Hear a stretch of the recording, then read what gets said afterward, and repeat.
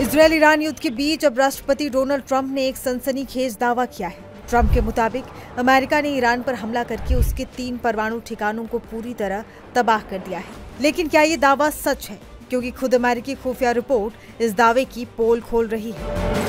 दरअसल Donald Trump ने अपने social media platform truth social पर एक 57 सेकंड का वीडियो शेयर किया है। इस वीडियो में अमेरिकी B-2 स्टेल्थ बॉम्बर्स को ईरान के परमाणु ठिकानों पर बम बरसाते दिखाया गया है। पेंटागन ने भी इस हमले की पुष्टि की है। पेंटागन के मुताबिक अमेरिका ने ईरान के परमाणु ठिकानों पर 30,000 पाउंड यानी लगभग 13,600 किलोग्राम के 14 बम गिराए हैं। ट्रंप का दावा है कि इस हमले से ईरान के परमाणु साइट्स पूरी तरह नष्ट हो गए। लेकिन कहानी में एक बहुत बड़ा पेंच है। अमेरिकी खुफिया एजेंसियों की शुरुआती रिपोर्ट ट्रंप के दावे के बिल्कुल उलट है। रिपोर्ट के मुताबिक हमले से ईरान के न्यूक्लियर साइट्स को पूरी तरह नष्ट नहीं किया जा सका है, बल्कि उसकी रफ्तार सिर्फ कुछ महीनों के लिए धीमी हुई है। रिपोर्ट में बताया गया है कि ईरान की ज्यादातर परमाणु सुविधाएं जमीन के बहुत नीचे थीं और बमों से उन्हें ज्यादा नुकसान नहीं हुआ है। केवल उनके प्रवेश द्वार बंद हुए हैं, लेकिन मुख्य प्लांट की संरचनाएं और कुछ सेंट्रीफ्यूज अभी भी काम करने की हालत में। साथ ही ईरान का यूरेनियम भंडार भी सुरक्षित है। व्हाइट हाउस ने भले ही इस रिपोर्ट को खारिज किया हो, लेकिन संयुक्त राष्ट्र में अमेरिका ने खुद माना है कि हमले से ईरान का कार्यक्रम सिर्फ कमजोर हुआ है,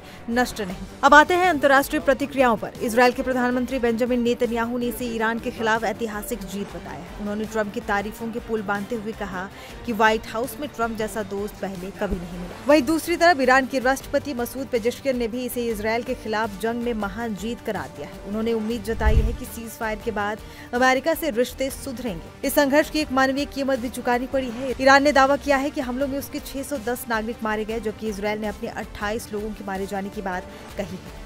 उधर ट्रंप के एक वरिष्ठ अधिकारी ने ईरान पर हुए अमेरिकी हमलों को लेकर एक चौंकाने वाला दावा भी किया है। अधिकारी ने इन हमलों को न सिर्फ बेमतलब बताया, बल्कि ये भी इशारा किया है कि ये फैसला वॉशिंगटन के डीप स्टेट यानी सरकार के भीतर की गहरी शक्तियों ने लिया था। इस दावे के बाद अमेरिकी राजनीति में हलचल मच गई।